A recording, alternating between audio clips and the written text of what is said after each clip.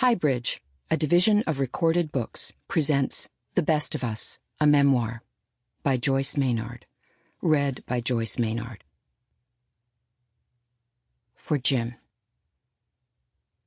What I am learning to give you is my death to set you free of me, and me from myself, into the dark and the new light. Like the water of a deep stream, love is always too much. We did not make it. Though we drink till we burst, we cannot have it all, or want it all. In its abundance, it survives our thirst. Wendell Berry, The Country of Marriage. And did you get what you wanted from this life, even so? I did. And what did you want? To call myself beloved, to feel myself beloved on the earth. Raymond Carver, Late Fragment, his last poem. Prologue. On the 4th of July weekend 3 years ago, at the age of 59, I married the first true partner I had ever known. We spoke our vows on a New Hampshire hillside, with friends and children gathered as fireworks exploded over us and a band backed us up for a duet on a John Prine song. That night, we talked about the trips we'd take, the olive trees we would plant, the grandchildren we might share. We would know in our 60s the love we had yearned for in our youth. Each of us had been divorced almost 25 years. How lucky, everyone said, that we had found each other when we did. Not long after our 1-year anniversary, my husband was diagnosed with pancreatic cancer.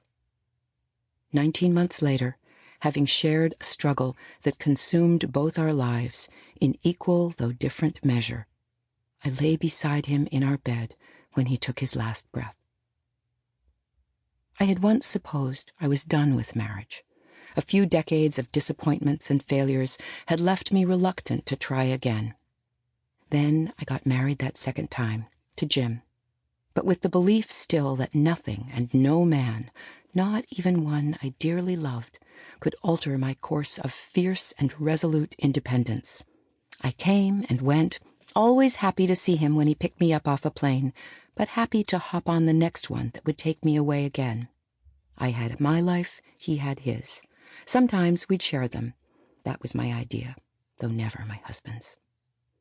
Not until we learned of his illness and we walked the path of that terrible struggle together did I understand what it meant to be a couple, to be a true partner, and to have one.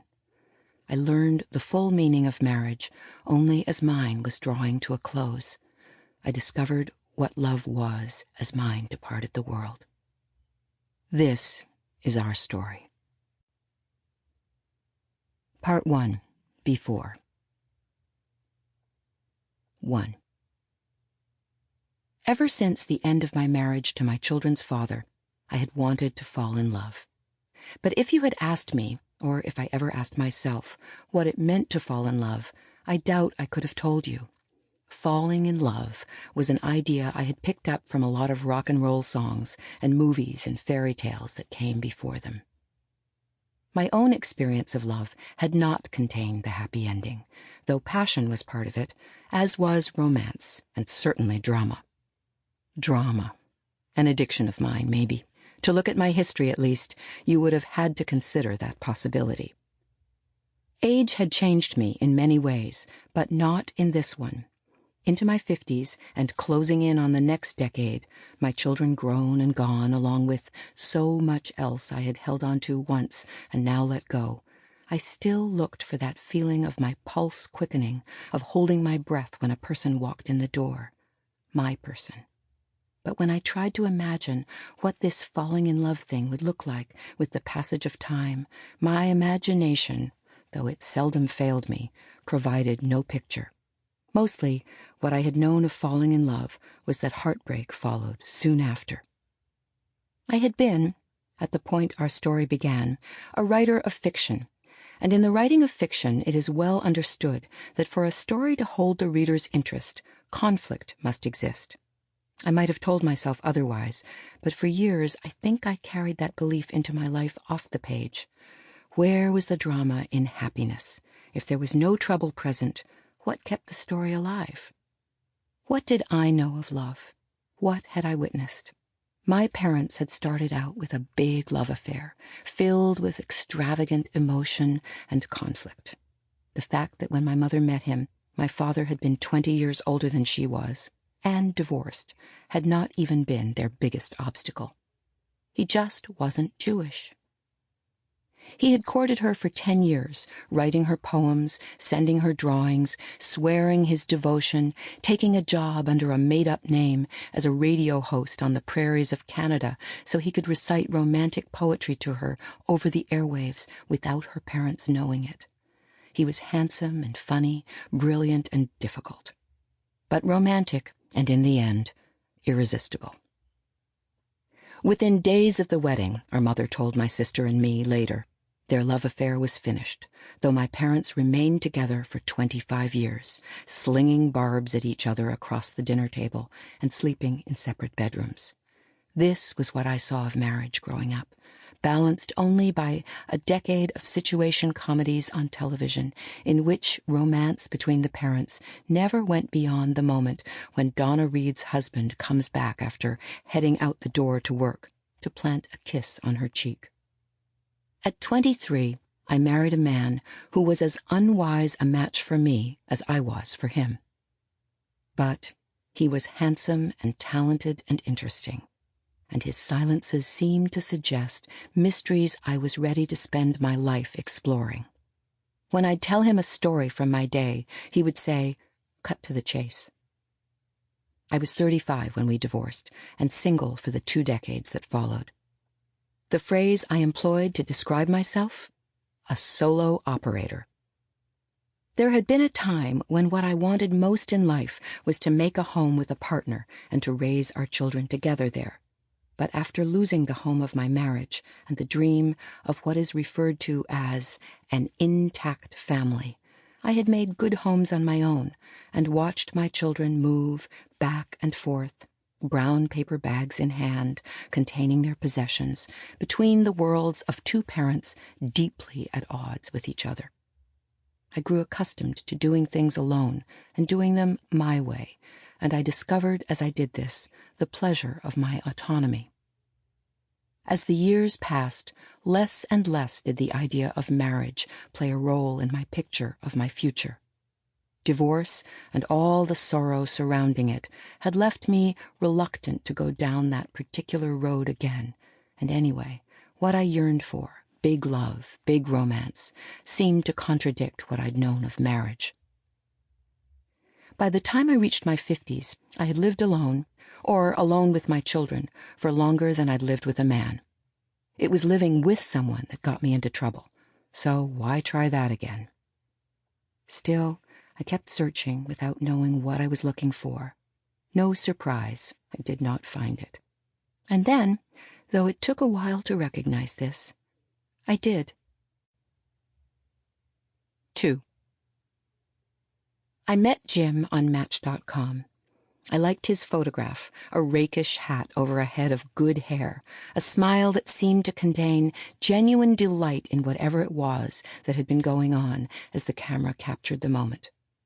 I liked the things he said about himself in that short profile, but I had learned long before that how a person described himself in a dating profile often bore little resemblance to the real person who had posted it. I had studied Jim's profile only briefly, anticipating, after years of this stuff, the inevitable red flag. I closed my laptop. But the man in the photograph had taken note of the fact that I'd looked at his profile and looked up mine. He wrote to me. Maybe another time, I wrote back. I looked at his photograph again, and the others he'd posted, one in which he was wearing a tuxedo. Probably a Republican, I concluded. There was another reason why I had been reluctant to find out more about the man whose online moniker, this alone would later indicate how little relationship exists between the man and the profile, was Jim Bunctious.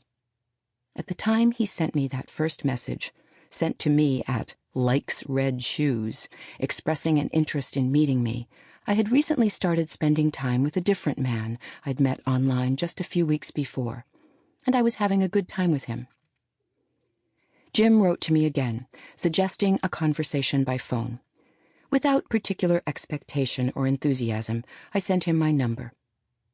In the 25 years since the end of my marriage to my children's father, though no shortage of men entered and left my life, I had never engaged in the practice of exploring a relationship with more than one man at a time.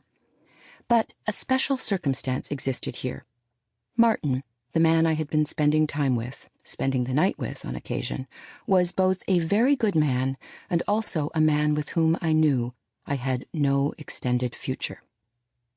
Only recently separated from his one and only wife of 26 years, Martin had been called to the Bay Area in his career as a structural engineer to oversee crucial aspects involved in the rebuilding of the San Francisco Bay Bridge following its collapse in the Loma Prieta earthquake. This would be the earthquake of 1989.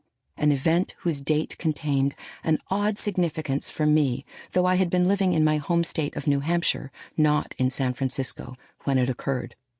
The Loma Prieta earthquake took place 11 days after the death of my mother, at age 67, to a brain tumor, and exactly 1 week after I had moved out of the home I'd shared for 12 years with my husband Steve, after he'd told me he'd fallen in love with someone else. 2 not wholly unrelated events, as it turned out, that served to create the effect of an earthquake within my life as well. Though he had been put in charge of one of the key aspects of the bridge project, Martin was a modest man and one who lived pretty simply. He made his home on a sailboat he'd bought after his marriage ended, that he kept docked in Point Richmond. That's where I was spending 2 or 3 nights a week. Sometimes, too, Martin and I would go out in the boat and dock it overnight in a bay by Angel Island. Though never a sailor, I liked sleeping on Martin's boat. I loved the feeling I had when I was there, that I could leave my life back on shore for a while. At the time, I had a lot of reasons for wanting to do that. But as much as I enjoyed sleeping in the tiny below-deck bunk room with Martin and waking up to have my coffee with him on the bay, and as good a man as he might be, I also recognized that the two of us were not suited to be together in any long-term way. As a person who'd been single at this point for over 20 years, a woman who had supposed early on after the divorce that she was ready to make a new relationship, but one for whom it would take a couple of decades to get over all the bitterness and anger that had gotten in the way of that, I also believed that Martin needed to spend a lot more time on his own, and with other women, before he'd begin to know what he really wanted and needed. As enjoyable as it was spending nights on the boat with this good man, the situation could not last. I'd encouraged Martin to continue going on dates, and he, reluctantly, agreed. The night I got the first email message from Jim Bunctious, Martin was in fact out on a Match.com date, at my insistence, and though later, when he got home, he would call me up and tell me again that really he just wanted to be with me, I knew that our days of sailing in the bay were numbered. So, when Jim wrote to me, I'd written back. Some people go right to the coffee shop phase here, that event well-known to online daters, where you pull into some Starbucks, scan the room for the person who resembles, however remotely, the one on the profile to which you responded, and unless he is so far from the mark as to suggest there's not one honest thing coming from this man, you approach the table. You must be Bob, you say, Sam, Joe, Bill, Ray. At which point he looks you up and down with a gaze that conveys interest, disappointment, or nothing, and you order coffee. I tried to avoid the coffee shop phase. In the many years I'd spent engaging in some level or other of online dating, I had come to set far less store by the words a man posted on his profile than I did in the sound of his voice. Often I found that someone whose online profile had seemed promising would reveal himself to me within the first 60 seconds at Starbucks or Pete's to be a person as unlikely to inspire my affection as a game show host or a tax auditor. This saved me from a lot of wasted cappuccinos, and probably saved a lot of men the same. Within minutes of receiving my phone number, Jim called me, and right away I liked his voice, the timbre of it, and the way of speaking I recognized as having its origins in the Midwest, which it turned out he did, despite having spent all but the first 4 years of his life in California. Though I would later discover that he was not a talkative man, more inclined to listen than to speak, it was a conversation that lasted 4.5 hours. By this point, I was all too familiar with how this type of conversation generally went. You got the basics out of the way first. How long since the divorce generally came first. It was usually a divorce, though when I met a person who had actually known the experience of a good marriage and lost his wife, I registered a humble awe. He knew something that I didn't, and even though he had also known something else I didn't, the loss of someone he loved more than anything, I still tended to view the widowers as the lucky ones. They had made a good relationship once. Maybe they'd even know how to make one again. From there, the conversation would go to children, how many, how old, and the new question, here came a measure of just how long I'd been at this stuff, how many grandchildren? Sometimes, though, the person on the other end of the phone could not get past the ex-wife part. He'd be talking about what her lawyer did, how she got the house.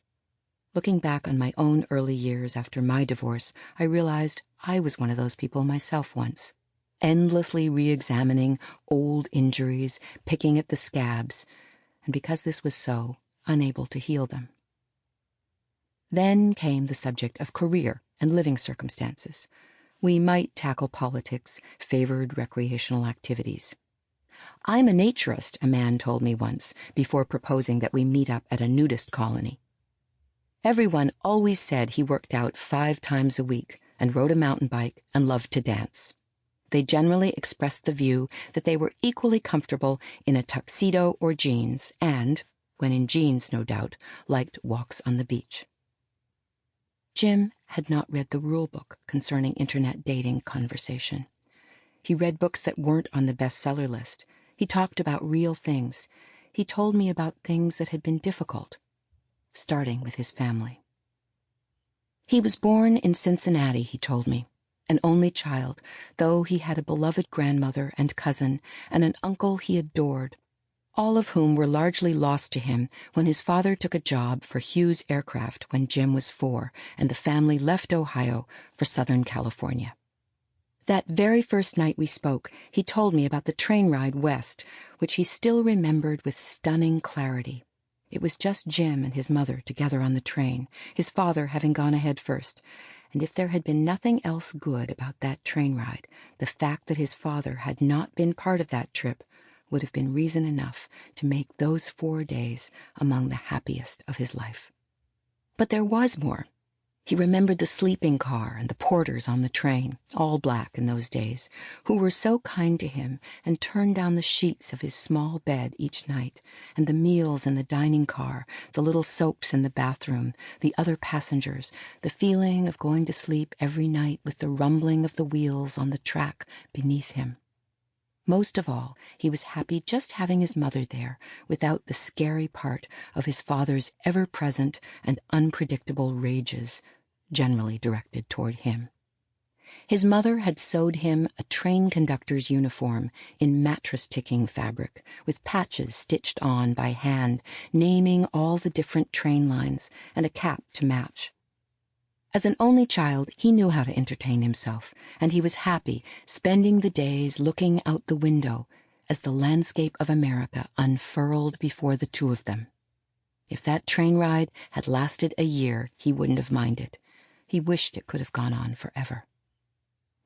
When he and his mother reached L.A., there was his big, scary father, bringing him home to their little ranch house near Venice, where their new life began.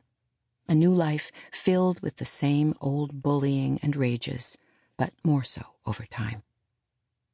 He missed his family back in Ohio, most particularly his Uncle Al, a small, compact man built much like the one his nephew would become, and as comfortable on horseback as he was on a Cincinnati sidewalk. Al could do a headstand and backflip while galloping, and even into his 60s could perform 100 one-arm push-ups. He was a sharpshooter who, though too old to serve in World War II himself, had trained the troops that landed at Normandy on D-Day. That night on the phone, Jim spoke of his uncle more than his father. Al took him fishing at his cabin in Minnesota and drove around with him in his convertible, talking about cars, a passion Al had instilled in his nephew. He listened. He did not yell. Later, I would come to see how those early experiences had shaped the man Jim became and the way he functioned in the world. Separated by the Southern California move from the rest of his Ohio family, Jim set out to make friends in his new neighborhood in smoggy Los Angeles. When a black family moved in down the block, the first black family in the whole neighborhood, his father called them a bad word and told him to stay away. But Jim, though he was still just 4 at this point, had decided he wanted to say hello, so he ventured down the street by himself and knocked at their door. There was a Jewish woman living on the street, too, also a source of his father's displeasure. It turned out that she was some kind of editor who had once worked at the New Yorker and liked to talk about ideas and art and politics. Well into his teens, Jim continued to pay her visits, where the two of them would sit for hours talking about these things. He read a lot. This included the encyclopedia. He had a chemistry set, and he loved doing experiments, though sometimes these had to be conducted in secret. Who knew why this got on his father's nerves? Everything did. There were so many ways to make his father angry, and his anger was a terrible thing. Jim wanted to play in Little League, but his father said no, that would cut into his responsibilities around the house doing yard work. That first night we talked, he told me about a time when he was 7 or 8, when he'd found a frog in the yard and decided to conduct an experiment. Wanting to keep track of this particular frog, he'd wrapped a rubber band around one of its legs, not understanding that this would cut off its circulation. Days later, he found it again, with one leg gone, and wept so bitterly that his father chided him for being a baby. He joined the Cub Scouts. That was allowed, and he loved scout gatherings for the friendships they permitted, and because he was happiest outdoors and hiking in nature and, above all, escaping the rages back home. But then his father decided to become his scout leader. This was a source of deep embarrassment, though Jim stayed with the Scouts into high school. "Believe it or not, I'm an Eagle Scout," he told me, quietly, without fanfare. Jim remembered, with a certain ambivalence, the camping trips from his youth. Every year the 3 of them, just Jim and his parents, would pile into the station wagon and head to a part of the eastern Sierra known as the Owens Valley, where his father had acquired a strip of utterly barren land, 80 acres in the middle of nowhere, without electricity or running water. There they would put up their tent for the week. Their land lay in the shadow of Mount Whitney, but they never climbed it or explored the hiking trails of that area. As was the case through much of Jim's childhood, he was left to his own devices mostly, to read or ride his bike over the vast expanse of dusty dirt. But he and his father did engage in one activity together. They brought his rifle and shot at old cans and bottles. When he was 12, Jim fell in love with the Beatles, but was forbidden by his father to turn on the Ed Sullivan Show that January night in 1964 when every other young person in America, including me, tuned in to watch. Still, he listened to their music in secret.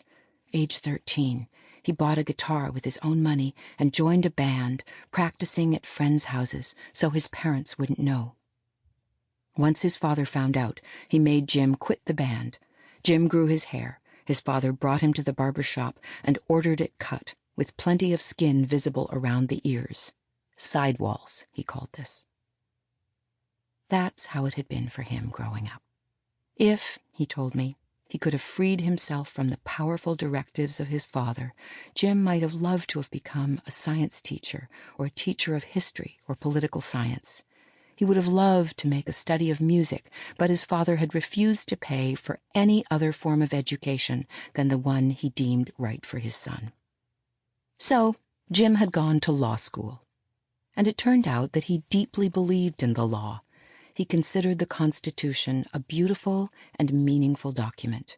To him, certain Supreme Court justices, Benjamin Cardozo, William O. Douglas, and U.S. Judge Learned Hand, represented what the pastors who preached to him in those days did not: voices of social justice and compassion and clear-eyed wisdom, with a respect for science and history and facts. Maybe the rules of law offered Jim a structure he could accept, whereas the structure of the church had come to feel impossibly constraining. There had been no room in the faith of his youth and early marriage, or in the world of the church, for Jim's brand of questioning. Though his passions lay with social justice and the environment, he had been pragmatic when it came time to practice law, and made a choice that would please his father. For much of his career, he had specialized in estate litigation. Fights about money, he said, fights among family members, were often the worst. The only thing Jim said about himself that first night we spoke that came close to evidencing pride was in the measure used to rate attorneys on their performance. He had a perfect AVO rating of 10. He was a very good lawyer. Raised a fundamentalist Christian, he had married in a branch of the faith. He was a virgin at the age of 21. In the early days of his marriage, while in law school and then practicing law in San Francisco, he had attempted to shore up his own questioning by immersion in a Bible study group and a rigid set of rules governing moral behavior. Photographs of Jim from those days, I came to study these much later, reveal not only a much younger version of the face I came to know so well, but in another way, a nearly unrecognizable one. In the photographs with his children, I can see traces of the man I knew, with his daughter in a backpack, hiking, or holding a baby. But I see a tight control there, too, a man trying to be someone he is not, quietly adhering to the rules of the world he inhabited, much as he'd done in his childhood, while an interior struggle raged. What was I thinking, hearing this story unfold? Here was a man with a singular willingness to allow himself to be known by me. I had no idea that night what might be possible for the two of us. But one thing I recognized from the first: here was a good man. He had 3 children, 2 sons and a daughter, as I did, and close in age to my own, though his daughter was still in her 20s, whereas all of mine were older now. In his profile photographs, he wore suits and nerdy glasses, but I learned that his politics were extremely progressive. He loved science and philosophy. He still loved rock and roll, and not just the old stuff.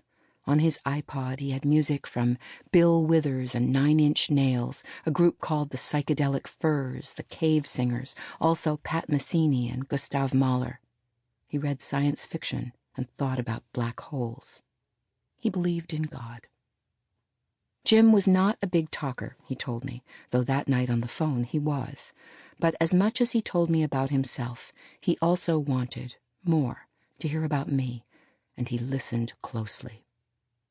Over the course of those 4.5 hours on the phone, it came out that my mother had been Jewish, my father the son of fundamentalist Christian missionaries, and that this had resulted in a certain questioning in my own life where God was concerned.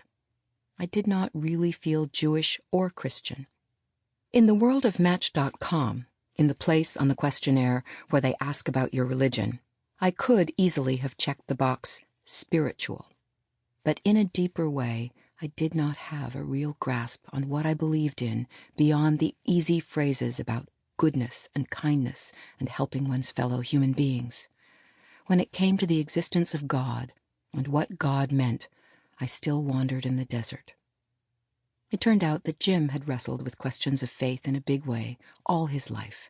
He had acquired a fierce distrust of rigid orthodoxy.